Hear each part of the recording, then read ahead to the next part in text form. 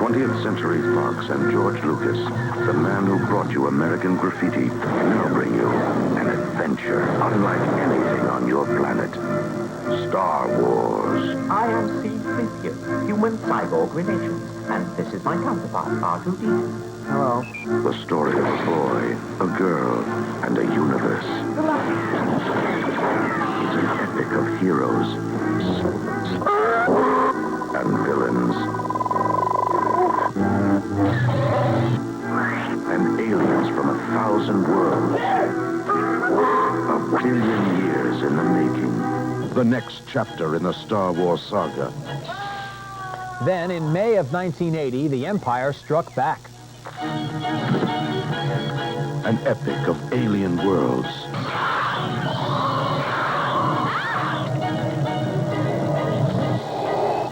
And the climactic clash between good and evil.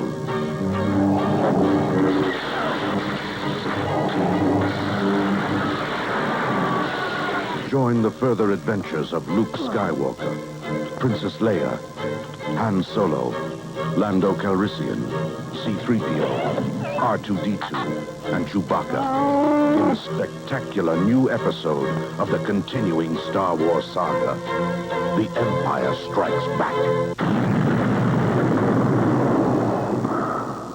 Coming to your galaxy this summer. Well, now, this summer, for all of us in the Milky Way, comes Return of the Jedi, the third chapter in the Star Wars saga. This time, the evil Empire is constructing a gigantic new Death Star, which, when finally operational, will smash the good rebels once and for all. The rebels' only hope is to destroy the unfinished Death Star, but it's protected by a powerful energy shield beamed from the moon of Endor. In this scene, Luke Skywalker, crack pilot Han Solo, his hairy co-pilot Chewbacca, and Princess Leia on their way to Endor try getting past Darth Vader's guards.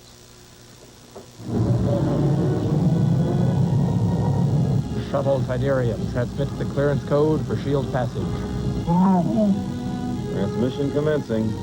Now we find out if that code is worth the price we paid. It'll work. It'll work. Vader's on that ship. Now, don't get jittery, Luke. There are a lot of command ships. Keep your distance, though, Chewie, but don't look like you're trying to keep your distance. I don't know. Fly casual.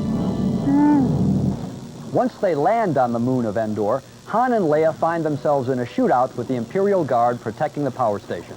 Oh, shit! We need R2. Here's the terminal. R2, where are you? We need you in the bunker right away. Chewie, what do you mean you're going? Chewie, where are you? Hey, wait! It's no fun, Come back! And here, in one of the film's most incredible scenes, the rebels chase the guards through the Redwood Forest on Endor.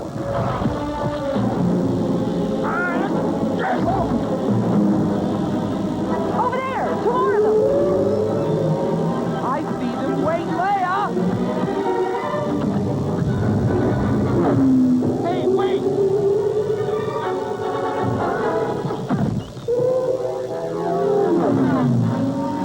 Switch! Jam their comlink! Better switch!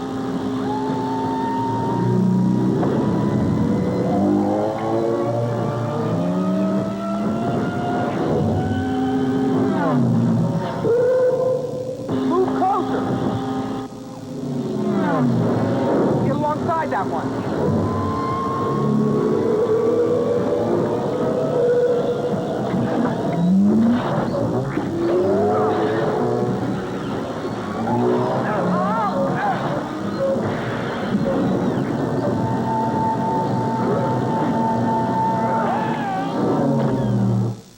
That effect is just astonishing.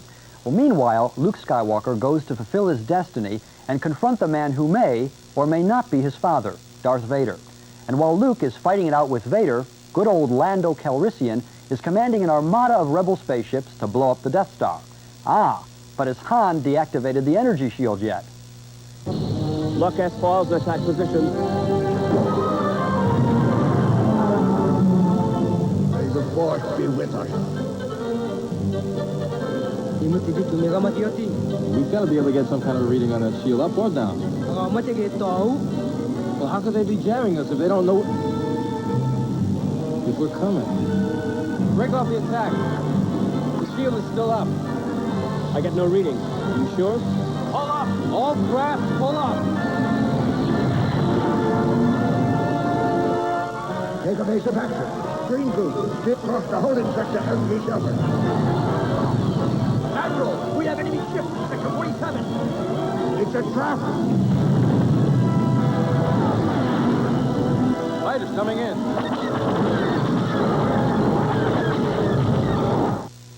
I'm not going to be the one to tell you whether they escape or not. Return of the Jedi is a great big movie surrounding a tiny little plot. But plot really isn't what Jedi is about anyway.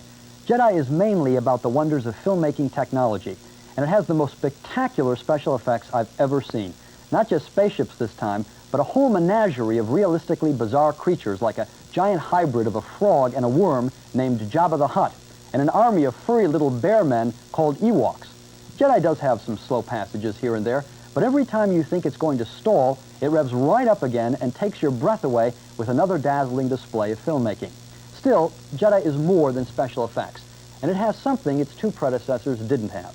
It's got some real emotion. We can't ever relive the experience of seeing Star Wars for the first time, but Return of the Jedi is a thrilling, occasionally touching, and fully satisfying conclusion to the best comic book of all time. It's fantastic. It certainly is. And you know, this movie did several things. It lived up to every challenge it faced. Everybody in the world has been waiting for 3 years for this picture. And it gave you new animals. It gave you new technology. It developed the story. And most important of all, it wrapped it up in a way that you really wanted to see it wrapped up. It had everything to say. It had to be made. It wasn't just made because the other two pictures were so fantastically popular.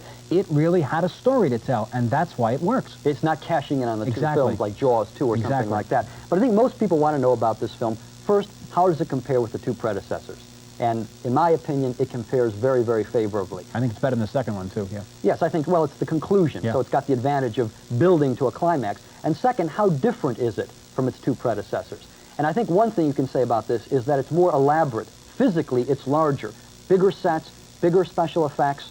Not only that, the characters themselves have changed, too. Luke and Han and Leia are older now. They've matured, just as we have along with the Star Wars movies. It's been 6 years already, and you can see changes in their personalities, too, which make it almost totally believable. Yes, it has more sentiment, as I said, than the other films, because we have grown up with these characters now. We know who they are. They can shorthand these characters. They don't have to develop them in the film. And so because of that, and because it is the conclusion, I think there's a greater emotional impact to this film. And also, we should say that it has longer action sequences. Yeah. The action sequences in this film go on for 10 minutes, and yet it's a tribute to the special effects department that you never get bored for an instant. Almost 1,000 special effects, things they couldn't do in the first one. And it's also like welcoming old friends that you haven't seen in several years. Absolutely. I don't think anyone's going to be dissatisfied by And I do hope they keep making them every 3 years. Let's hope so. Well, we thought you'd like to meet two of the people involved in this extraordinary movie. The film's director, Richard Marquand, followed by the man inside C-3PO, actor Anthony Daniels.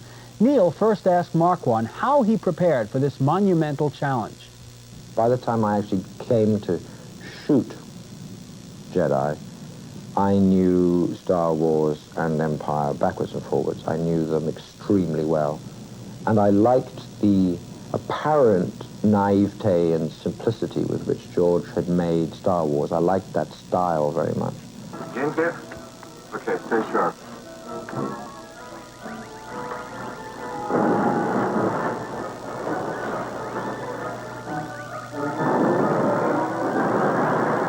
Here they come.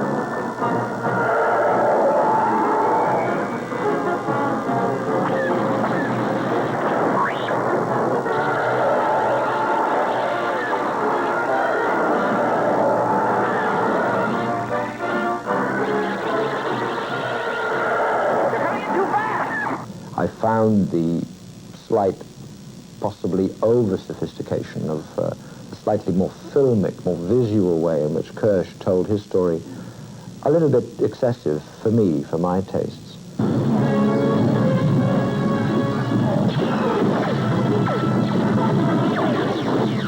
Echo Station 5-7, we're on our way.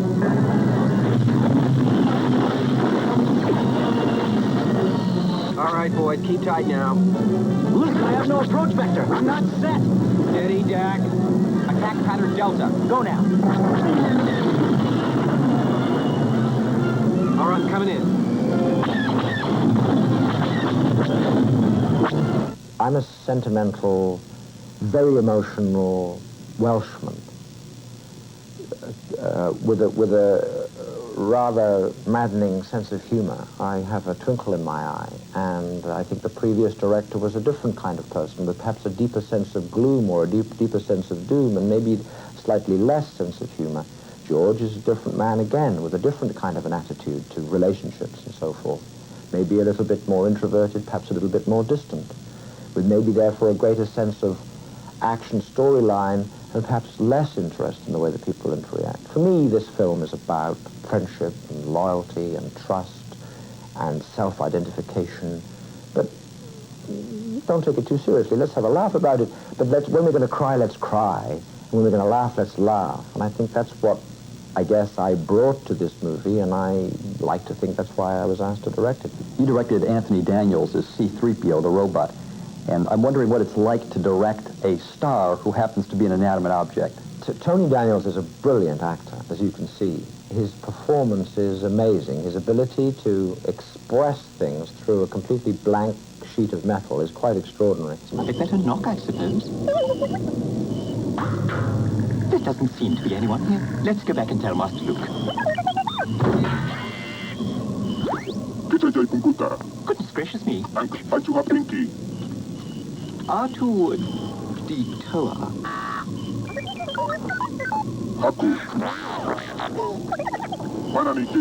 Bo, say 3-P-O-R. One of the problems of being 3PO is that R2 tends to come along with you, and he can be a bit of a pain in the... I don't think 3PO has one of those, but if he had, he'd be a pain in there. And it's a kind of definitely a love-hate thing between the two of them.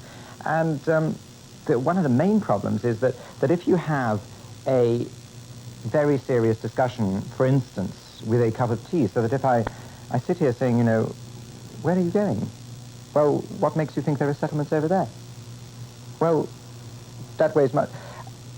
One of you is crazy. I mean, there's a lot of grown-ups watching you do this act, and it's a rare kind of act because you have to remember my lines and his lines and my reply, and the whole thing gets a kind of hysteria about it. Am I doing the right thing? And sometimes I get it wrong. I shall now have some tea. Well, now that we've seen two of the people behind the scenes of Return of the Jedi, and now that the Star Wars trilogy is completed, it may be time for some final thoughts. I think George Lucas is the Disney of the 80s and maybe the 90s if he makes more. Young people and old people can look at these three films and see science fiction as it is meant to be seen. And all of the science fiction films which follow will have to match the Star Wars trilogy in quality and excitement and universal appeal. Well, I can only look to the film's attraction for me, and I think that they attract me because George Lucas has created the world of children. And he's created the two major aspects of that world. One, magic with all the special effects, and two, the sense of order with the clear delineation between good and evil. And with those two aspects, you feel like a child again as you watch these movies. Well, now let's summarize the films we reviewed this week. Jeffrey and I both thought that Space Hunter, Adventures in the Forbidden Zone, the 3D space potboiler, had cheesy special effects and very little adventure. The 3Ds were dopey, depressing, and dumb. We also didn't think much of Tough Enough, the cheap ripoff of Rocky about a tough man boxing contest. You can't root for the hero to win because you can't figure out why he's fighting. And finally, we both enthusiastically recommend Return of the Jedi. It's got dazzling special effects, great action, and even some genuine feeling, and it holds up to the first two Star Wars. So 2 yeses. Indeed. Now, next week on Sneak Previews,